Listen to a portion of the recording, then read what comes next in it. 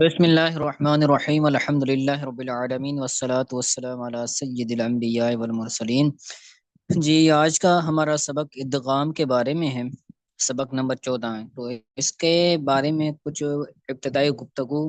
ہم نے گزشتہ لیکچر کے اندر کی تھی، لیکن باقاعدہ اس سبق کو ہم نے اچھی طرح سے شروع نہیں کیا تھا، تو آج اس کو دوبارہ پڑھتے ہیں اور دوبارہ سے شروع کرتے ہیں، تو سماعت کریں۔ ادغام کا بیان، تو ادغام جو ہوتا ہے اصل میں یہ دو حروف آپس میں ایک دوسرے کے ساتھ مل جاتے ہیں، تو دو حروف کا آپس میں مل جانا یہ ادغام کہلاتا ہے۔ تو ادغام کی دو شرطیں ہیں، تین شرطیں ہیں کہ دو حروف آپس میں کب ملیں گے؟ جب یہ تین شرطیں پائی جائیں گی، ٹھیک ہے۔ ان میں سے پہلی شرط ہے مدغم ساکن ہو، مدغم کا ساکن ہونا، یعنی مدغم ایک ہوتا ہے مدغم، ایک ہوتا ہے مدغم فی، یعنی جو ملتا ہے اس کو مدغم کہتے ہیں، اور جس کے ساتھ ملتا ہے وہ حرف جس کے اندر وہ ادغام ہوتا ہے تو اس کو مدغم فی کہتے ہیں۔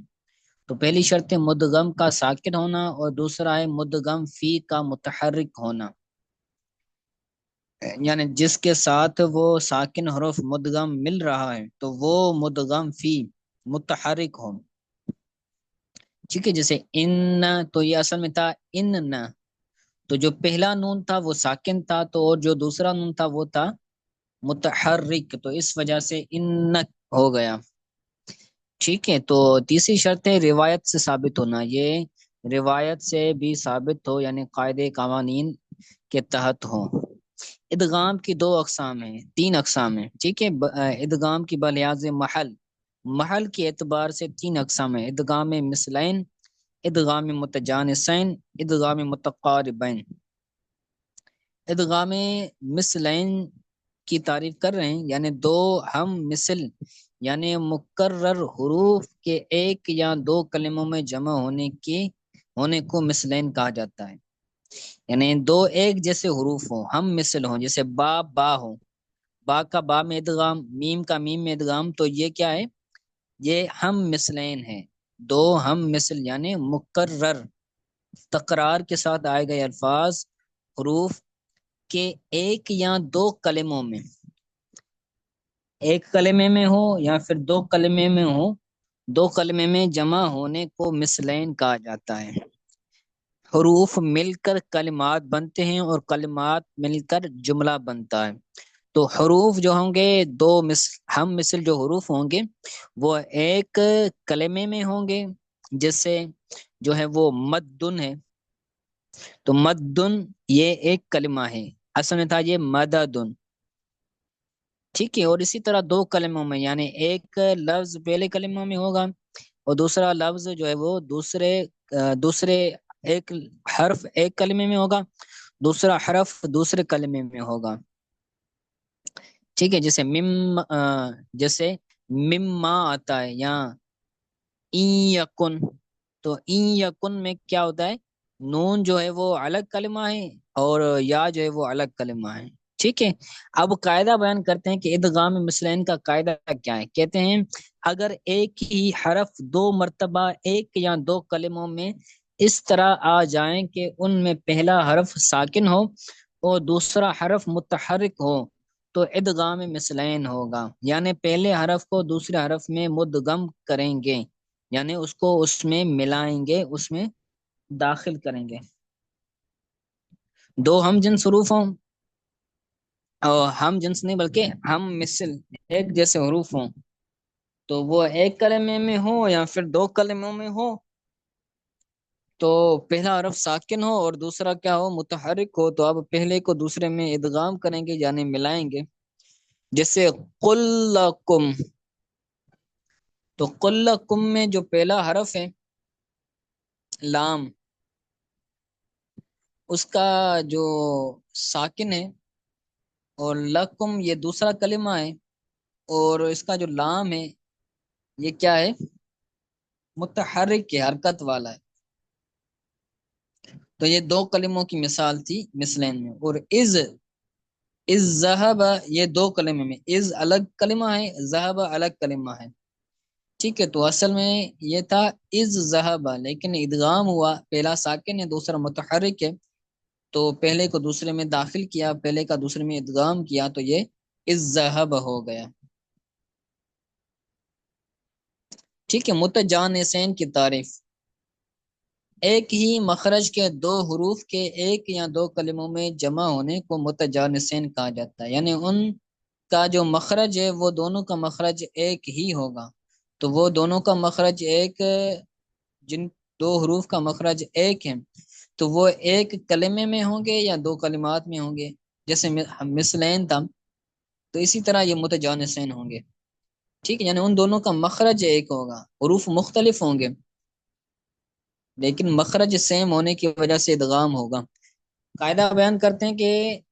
ایسے دو حروف جن کا مخرج تو ایک ہو مگر حروف الگ الگ ہوں، لیکن حروف الگ الگ ہوں، وہ حروف ایک یا دو کلموں میں اس طرح آ جائیں کہ ان میں سے پہلا ساکن ہو اور دوسرا حرف متحرک ہو، تو ادغام متجانسین ہوگا۔ ساکن کو متحرک میں مدغم کریں گے، جیسے اس ظلم فرتم، تو اس ظلم میں دو کلمات ہیں، زال اور زو، ان دونوں کا مخرج سیم ہے، زال اور زو کا مخرج سیم ہے، تو یہ ہم جنس ہو گئے، تو ان میں سے پہلا ساکن ہے اور دوسرا متحرک ہے، اور یہ دونوں الگ الگ کلمے میں، از الگ کلمہ ہے، ظلم الگ کلمہ ہے، تو پہلے کا دوسرے میں کیا ہوگا، ادغام ہوگا، ادغام میں متجانسین کہلائے گا۔ اسی طرح فرتم، تو تا، تو اور تا ان دونوں کا مخرج کیا ہے، سیم ہے، یہ دونوں متجانسین حروف ہیں، تو پہلا ساکن ہے دوسرا متحرک ہے، تو پہلے کا یعنی تو کا تا میں ادغام ہوگا، جیسے فرتم ہوگا۔ ٹھیک ہے، آگے متقاربین کی تعریف کرتے ہیں کہ دو قریب المخرج حروف کے ایک یا دو کلموں میں جمع ہونے کو متقاربین کہتے ہیں، یعنی قریب المخرج ہو، وہ تو تھا نا دونوں کا مخرج ایک ہو، لیکن یہ ان دونوں کا مخرج ایک نہیں ہوگا لیکن قریب المخرج ہوگا، قریب قریب ہوگا۔ ٹھیک ہے، تو ان کو کیا کہتے ہیں، ان کو متقاربین کہتے ہیں۔ قاعدہ بیان کرتے ہیں متقاربین کا، ادغام متقاربین کا قاعدہ یہ ہے کہ ایسے دو حروف جو باعتبار مخرج اور باعتبار صفات قریب قریب ہوں اور وہ کلمے میں اس طرح آ جائیں کہ ان میں پہلا حرف ساکن ہو اور دوسرا حرف متحرک ہو، تو ادغام متقاربین ہوگا، یعنی دونوں کا مخرج سیم ہو، سیم نہ ہو بلکہ دونوں کا مخرج صفات کے اعتبار سے یا پھر مخرج کے اعتبار سے، دو حروف مخرج کے اعتبار سے یا پھر صفات کے اعتبار سے قریب قریب ہوں، دونوں کا مخرج قریب قریب ہو یا دونوں کی صفات قریب قریب ہوں، تو کیا ہوگا، پہلا حرف ساکن اور دوسرا متحرک ہو تو پھر ادغام متقاربین ہوگا۔ جیسے مثال بیان کرتے ہیں من یقول، اب یہاں پر جو نون ہے اور یا ان دونوں کا مخرج کیا ہے، قریب قریب ہے، ٹھیک ہے،